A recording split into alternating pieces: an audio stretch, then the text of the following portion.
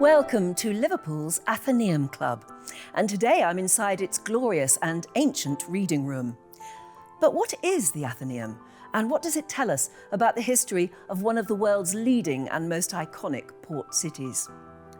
Well, it might look like just another grand old building, but it's so much more than that. Built in 1797, the Athenaeum was created as a sanctuary for big thinkers, visionaries and doers, a spot where the city's leading lights could share ideas, debates and even dream up plans to change the world. Before it was built, those conversations happened, if they could, in noisy coffee houses. The Athenaeum gave them something they desperately needed: space to think and talk and act. Let's explore.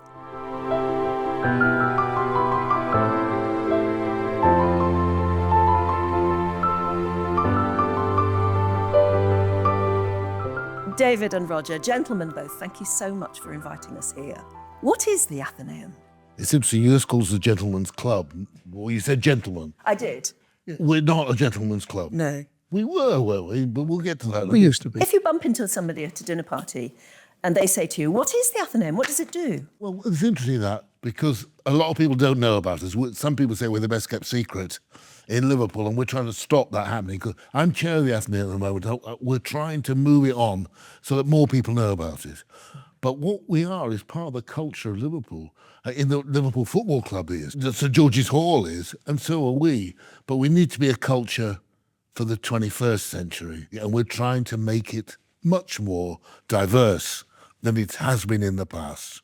So what's its purpose? It's a place where people can meet and interact, to discuss, to talk, to enjoy each other's company, to make friends. If somebody hasn't got a chess club and they want to make a chess club, they do that here. And that is one of the beauties of of membership, because it's not ruled from the sense of the programme of what we do here. It's not set out by the committee. They look after the mechanics of the place. But the members, if somebody wants to create a chess club, they can go ahead and do it. So what sort of people are your members? We don't have any rules for membership. So you don't have to be a professional person. You don't have to have a certain type of job. You don't have to follow a certain religion. You don't have to have any politics at all, if you have any. The membership is open to anybody, which means, of course, that the Athenaeum is a number of different things to different people. There's different reasons why they join. A lot of teachers, lawyers, businessmen of some sort or other, but I can think of quite a number who are just, one person runs a club, or not a club, an organisation that's sort of fighting for black minority people in this country or in this city. We have, we didn't used to have women. I never joined because I was asked to join, I can't remember when, about 1990. I said, no, it's men only. I'm not joining a men only place, no nonsense. And when I joined, it was in 1995, I happened to bump into a woman who I knew, who's good friend, Judge Liz Christie, and she said, why aren't you on with the Athenaeum? I said, because it's men only. She said, well, I'm the president, so things have changed. And they did, and they are. We're changing quite radically. Yes. But I suppose you, in your job, Roger, as chair, you've got to think of its future too. Oh, very much so. So what are you, and how do you attract the young people, young thinkers? For instance, we've been terrible at social media. We'll be getting into doing that now and getting organised in that way, hoping that will get people interested. One of the problems is you can be who you like, but you can be able to afford it. So we're looking at whether we can make it work for younger people. But we do things like we run a literary competition every year for 15 to 18-year-olds, which we provide a prize of £1,000 for any young person, for the person who wins. And that was a way of getting more younger people in before perhaps they could join us formally. One of our challenges, I think, is actually convincing young people that the Athenaeum can be what they want. Yeah. They come here not to be spoon-fed some programme, but they can actually come and create it. It can be intimidating, as you mentioned earlier, and one of our jobs is to, I love it, but to explain to people or indicate to people that actually we're ordinary people here. We aren't, it's not intimidating. It's not at all. It's a great place to meet. We have great cocktails here. I never used to drink cocktails, but we've recently got a new guy called Vittorio. And Vittorio knows about cocktails. They're fantastic. Have you got one called the Athena? No, we haven't, but I should suggest that to Yes, him. absolutely. Because let's then go into the history. Why did they found the Athenaeum in the first place? But we go back to Georgian times. Then we go back to start at the very beginning. We start at 1759, the miracle year.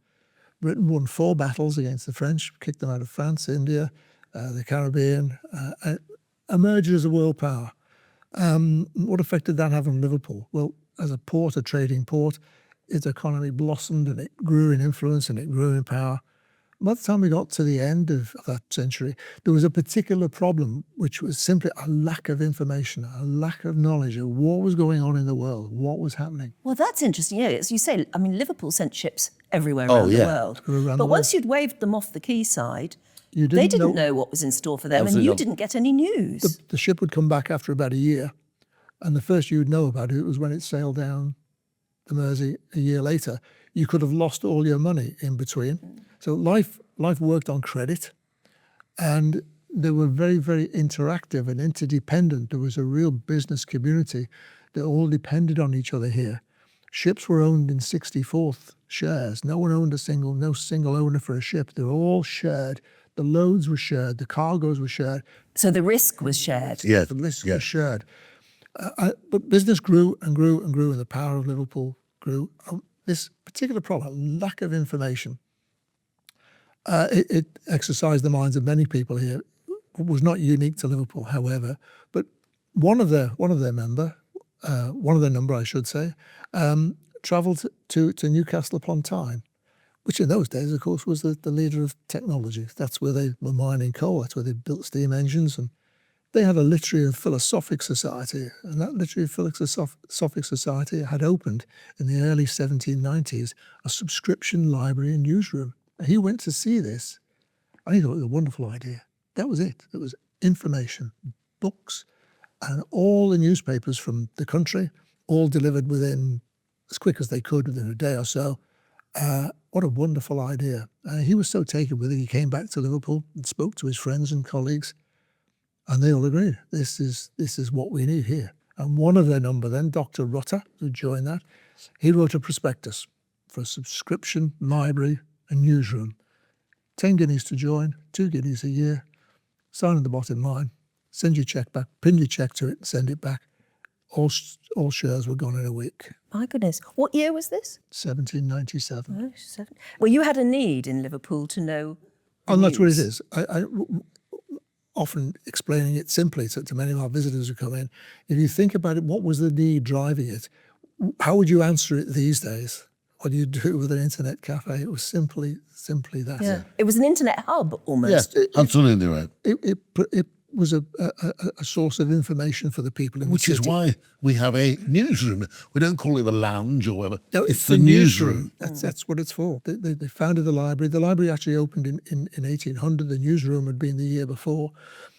The library, they decided to buy books in the classical languages of Latin and Greek, but also all the languages of Europe. Very forward thinking, actually. Says a lot for the educational Yes. standard of people in Liverpool in those Yeah. days, or those people. So we still have many of those books in. The newspapers came by coach. So the Athenaeum actually paid on subscription for the newspapers to come post-chase, which was fast carriage. Yeah. But that's where they changed the horse every 5 miles or so. My And goodness. they would have the Times newspaper later that day. The Daily Times, Yeah. they'd get later the same day. Later that day. Wow. They would actually They have needed it. to. They needed But Can you updated imagine information. Before that. how hungry they must have been? Oh, for news? massively. Desperate. So that's what the Athenaeum provided. They created a committee. They commissioned a building, which was not this one, it was our original one. We don't know who came up with the name. What a clever idea it was. It's the Athenaeum, the place of Athena. So clever, of course, it's been copied around the world. Yeah. If you come across, We led if you the come way, across an Athenaeum, as Liverpool does. Okay, to anyone who doesn't know then, the goddess Athena, who's everywhere, what does she stand for and why is it such a fitting name? the goddess of knowledge and learning. And incidentally, Liverpool's chosen goddess, which there were a number of statues of on the town hall, is Minerva, which coincidentally happens to be the Roman name for Athena. the same goddess. A nice association with the city. So what was Liverpool actually like as a place, as a city in that year? Well, in 1797, it was a comparatively small port, population of 70,000 people, not that large, really.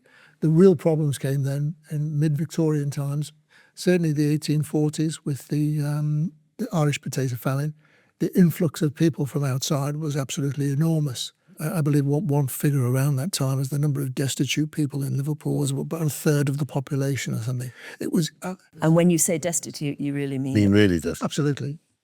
And Liverpool was the first city in the world to employ a medical officer of health who was a member here. Who was a member here? Oh yeah, Duncan. William Henry Duncan. That's it. As you say, the first chief medical officer, as it were. In the Britain. world, as far as I know, certainly in this Isn't country. it because he actually saw the destitution? Other people knew about it but didn't see what, and he actually understood and realised that of the health problems. I think the conversations that had gone on between the people in the city council and professional people, it was seen that the status of people, health, was actually holding the city back as regards generating more wealth. It was seen actually that was actually the problem, it was health. There was some extraordinary thing that he had said, is because there was raw sewage in the street. Yes. And it was in the streets because people just hoped it would rain and then it would be washed away. But where was it washed? Into the basements of buildings, which is where people were living. Absolutely they were. Absolutely. And in many of those cells, the people couldn't stand up. There wasn't height enough for them to even stand up.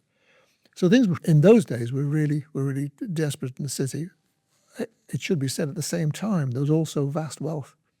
Yeah, also vast wealth. there's great disparity. Yes. It's weird. But really some groundbreaking work in changing things.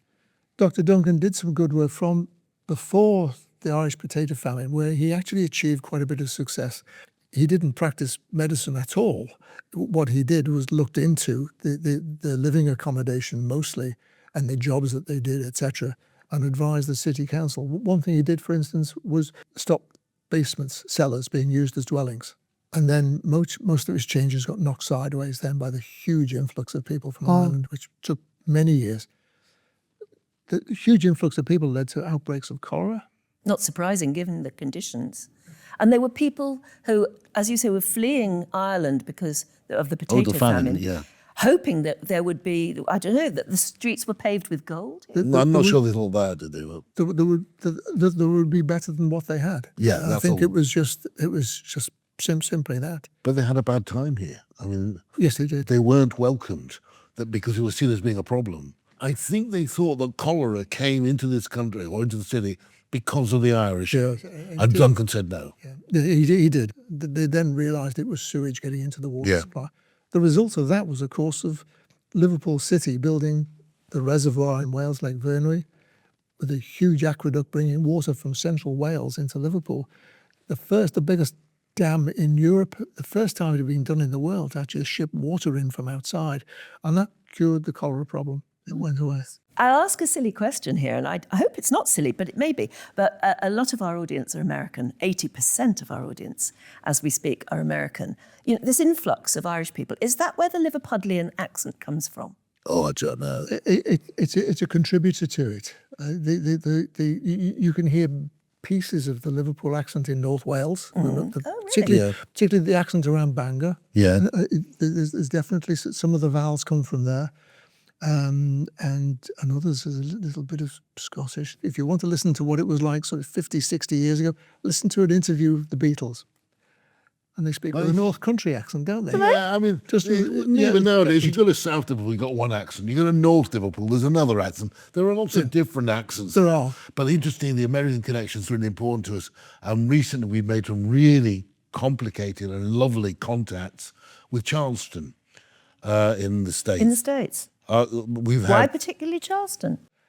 It has an institution there called the Charleston Library Society, which is a library and newsroom, subscription library and newsroom, but founded not after us, but before. Yeah, some long time then. 50 years before we did. In fact, it's 1736, I think, it was founded, to bring books and periodicals and newspapers from England. Well. it's fascinating to have contact with them. And 4 ladies went over there Went over there recently. and did a presentation, which we put together. And to they've tell been them over all here about and will this. come over here. Yeah. So it was a fascinating thing to And do. it is amazing. I mean, one of our proprietors in the past, I can't remember which one it is now, was closely connected with Charleston. In fact, was involved with the In the war. Liverpool was a supporter of the South during the Civil Confederacy. War. Yeah. And ships were built here for them, and they had a lot of presence here, and some of those people were actually members of the Athenaeum. Yeah. My goodness. And the very last ship, the Shenandoah, came into Liverpool and made the very final surrender at Liverpool Town Hall of the Civil War. And that was the That Shenandoah. was Shenandoah. the association, of course, with the South, of course, was cotton. Yes.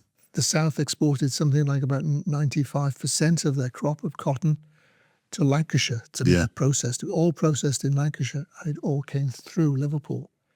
So there was a tremendous interdependence. Well, I imagine when you show people around, which you do, David, they ask questions. Are they uncomfortable questions about the connection with the slave trade? How do you deal with those questions? People ask those questions, and we have a policy of being honest and open. We know our history, so we talk about it. We talk about what we know. Absolutely. And we can't change the past, We can't hide from it. but we can face up to what it was. I mean, we're actually in the moment, we're involved with a group who are looking at the history of slavery in Liverpool, but the history of connections, but looking specifically at our history, which we've encouraged. We want it to happen because we don't want to hide that history away. No. I mean, it's interesting because one of your most famous members, proprietors, was John Gladstone, father of the very famous Prime Minister. William Jackson. Yeah. But he had a really interesting history because he owned plantations, didn't massively. He owned plantations, Demerara, yes. he? Yeah, and therefore he owned lots of slaves. He was the one single individual that received the most compensation in 1834, wasn't it, when slavery was ended. They didn't compensate the slaves. No, They compensated the slave owners. the owners. Yes, that was 1834. He received the most. He was a member here. And quite an important member. Oh, yeah. As we said, I mean, he had a very important son. And as you said, what was extraordinary is that they were given compensation because they had to lose their slaves, which is extraordinary. He was given a lot of money. Oh, it was worth millions, wouldn't it be? I forget the figure now, but it would in today's going to be billions. But equally, that you have lots of members in those days who were eventually, at least, abolitionists. Oh, very much so. Yes. But it's really interesting to me, and it continues. People with very different views. We have people, don't know what their politics are, but we will have all different kind of politics and none within this place. People who disagree with each other. I mean, our first 2 proprietors, because we call proprietors because we all hold a share, our first 2 were completely opposed, weren't they? Yes. What you mean? Case. They had different views. Yes, George Case, who was a slave trader, involved in the slave trade. Terrible slave trader. And William Roscoe, who became Abolitionist. the abolition MP, went to London and voted for abolition. And when he came back, he got beaten up in the streets because he had voted for abolition. Gosh. But they were members at the same time. The first and second members. I First and see. second. My goodness. And that's, for me, a real strength of this place, that you can have people with very different views who can work together, talk together, communicate together. Yes. I mentioned there were 2 Nobel Prize winners. I think they were both sort of medicine-based, I think, weren't they? Yeah, that one was a very big medicine thing in Liverpool. There was the other great character, Edward Stanley, 3 times Prime Minister. Yeah. And he was a proprietor here. And I've spoken to the present Lord Derby, Earl of Derby. Edward, who's in that lineage, and tells the story of how I think it must have been the first Earl of Derby who was in the Battle of Bosworth fighting against Richard III. Yeah. So I mean that and that's the reason they were given the knighthood and the land and didn't know that. fabulously wealthy now. Yeah. So I mean you've had some real amazing characters here. Yes, we have. There's some who are not famous and are pretty amazing as well. Well, I'll bet, yeah, and I'm sure you'll go on doing that. So when you do your tour, and a lot of Viking guests like to come on tours around the Athenaeum, where do you start? Where do you start with all of this history? I mean, physically, where do you start? His tour lasts an hour and a half, so you're not going to get an hour and a half Give us out a of it. flavour of what you tell them. We start with Georgian times. We talk about 1759, Britain becoming a world power, the need for information, the creation of the library, a subscription library and newsroom, fulfilling that need. And from there, then, that first part of the story told, we then come up to the newsroom, have a look at that. Ah, yeah, but you come up this beautiful, beautiful staircase. We do, and on the stairway, Oh, it's unusual. I point out all pictures of the grand-looking gentlemen who are up the stairs. And they're, of course, all the serving prime ministers who have been in office during that time of the Athenaeum. We actually finished putting pictures of prime ministers up in 1928 when we came here. So the pictures were all brought from the original building and put up the stairway. At that point, we didn't put any more up, which is kind of fortuitous, really, because we wouldn't want to be doing that. You wouldn't have room for them all now. But no circular staircase. But what an amazing staircase it is. It's oval. It is. It's So we usually have a little test at that point. I say, well, who was the serving prime minister 1797? Very, very, very few people get it. It was William Pitt the Younger. William Pitt the Younger, famous name. And who was the last one in 1928? Oh. Ramsay MacDonald, Oh, my goodness. first Labour Prime Minister. Yeah. I then point out the one part way up the stairs then, Spencer Perceval, who was the only Prime Minister assassinated in office. by a Scouser. But No, I didn't know that. by a person from Duke Street who was a businessman. He had business interests in the Baltic, and Spencer Perceval had changed the tariffs. He was very admirant. Adversely affected his business. He thought that Spencer Perceval was the cause of all his problems. So he got himself 2 pistols, bought a ticket on a coach to London, went down there, confronted him in the lobby of Parliament. Of course, those days, it was a public access. He walked in there, spotted him and shot him dead. Oh, my goodness. Okay, so we're up past that particular portrait, are we? Then we go into the newsroom. Yeah, going to the newsroom, which is the most impressive room. That's the heart of the Athenaeum. Usually, when the tours come around about lunchtime, the place is buzzing. It's busy. There's a lot of people chattering and talking, and it's got a really nice atmosphere about the place, which I just let the visitors absorb that for a few minutes. So we're in the newsroom. We're in the newsroom. Which is still a hub of information. Oh, yes. Newspapers. Every Still has the newspaper, newspapers. periodicals. I point out the newspapers are there, the periodicals, and the large circular tables. The Athenaeum has these large circular tables, which are all original since 1797. The members in those days used to sit around the circular tables, facing each other, reading the newspaper, no doubt talking to each other. Well, that's it. That's what it was meant to do, wasn't it is. it? People sitting in round tables so that they could confer if they wanted to. Yes. The need and the fulfillment of that need by the Athenaeum, that changed dramatically as time went on. For instance, the cost of newspapers, the cost of producing newspapers plummeted because of cheaper timber, bigger ships, steamships bringing huge quantities. The price of newsprint went down. Printing machines turned into rollers instead of single presses, so they could produce thousands of newspapers. And then along came our old friend W.H. Smith. I mean, W.H. Smith, just for the sake of our American audience who might not know, W.H. Smith is the newsagent in Britain. Absolutely. It's everywhere. Yes. They'll certainly know it when they come through airports, for instance. Or Yes. I think he invented the newsagent. But he actually put a newsstand on every important railway station in the UK. And by 7 o'clock in the morning, put every newspaper that had been printed that night on that newsstand. And he did that in the 1850s, 1860s. This then meant that people didn't need to come into the Athenaeum to read the Times. oh, they could get it on the street corner. They could pick one up before they got on the train, before they came into work. This didn't bring the Athenaeum to a stop, but slowly it made a difference. We also find with books as well, they too became dramatically cheaper. The equivalent price of a newspaper, 1797, to these days was about £8. Average price of a book, something like about £300. So they were quite expensive. So They came down enormously in price. But we also had, of course, Liverpool's the first city to have a public library. It had a wonderful network of free lending libraries to the public. So the Athenaeum found itself less and less of a need to fulfill. Times change, don't they? Yes, along came the First World War, and the Athenaeum kept on the members who had gone to war as members, as proprietors, but they didn't have to pay their subscription. That had an effect on the Athenaeum, causing some financial problems. They all thought everything will all be all right. When the war's over, it'll all be back to normal. Everything will be wonderful. And of course, it wasn't. No, it changed But everything, in didn't the it? 1920s, and things didn't get better. Let's go into the library itself. What is in there and why is it important? The library, total number of volumes in there now is about 65,000. When we moved to this building, it was about 30,000. So the library has grown in the years since and continues to grow, continues to be added to.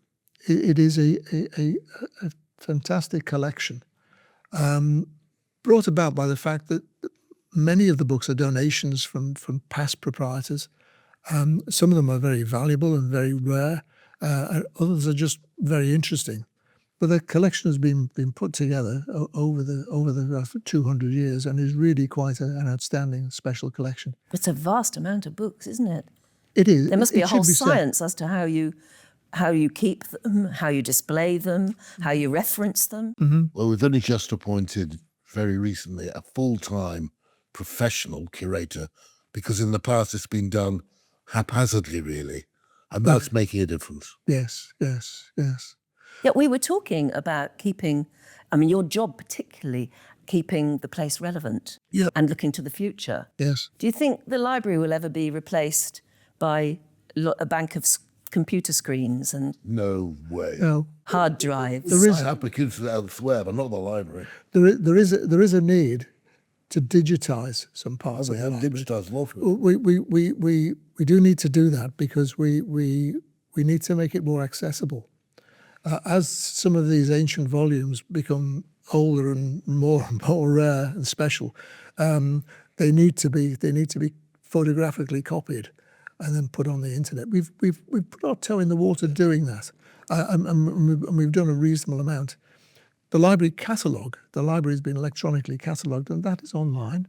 And for any of you viewers, www.theathenaeum.org. Yeah, but you want them to come here and see for themselves, do. don't But you? they can look at the library. Yeah. The catalogue is there. They can search the catalogue remotely from home. If there's anything they particularly want to see, they can ask for it when they come here. Mind you, no matter how well you photograph something, put it online. Not the same. There are some things, and I know you've got some very precious artifacts in there that they're not on display for anyone to touch, but you can arrange for something of specific interest to be seen.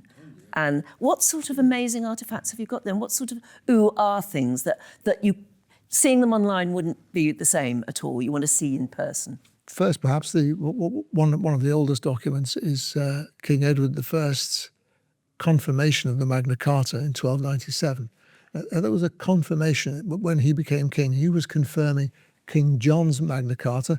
The Magna Carta 1215 was probably the world's first Bill of Rights. So it's a copy. When was the copy made?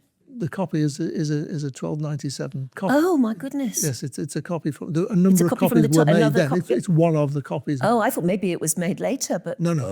It's from Oh, there. that's quite It's from something. there. Yes. Have you had that out and had a look at it yourself? Do you have to wear white gloves to touch it? Yes, you do. We don't really touch it. No, I bet you You don't. just look at it. But we do have a facsimile copy that people can actually look at. Yeah.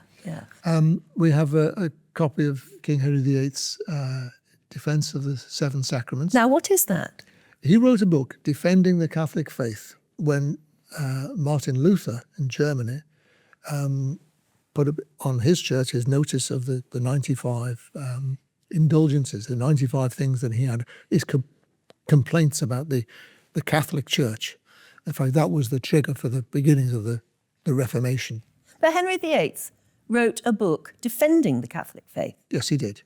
For which is interesting. For which he was given the title Fideo Defensor, which in English is Defender of the Faith, which we British have it on our coins still, Fid Def, Every monarch has that there. It was the Pope who gave him that, It wasn't was the Pope who gave him that. So he was awarded that by the Pope, Pope Leo X. But he carried it on when he invented the Church of England. Well, he became defender of a different faith. Indeed, of course.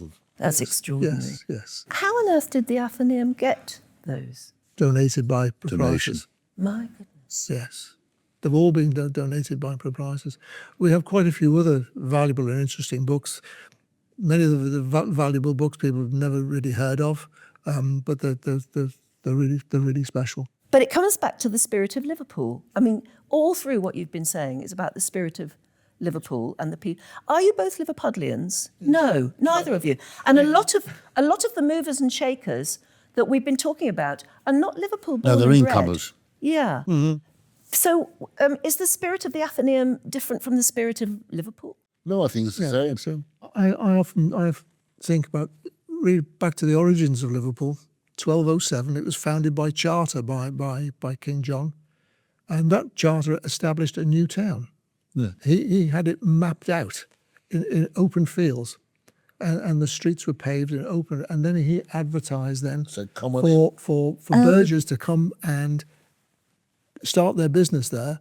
If they started their business there, they would have certain rights to raise taxes and certain immunities from national taxes.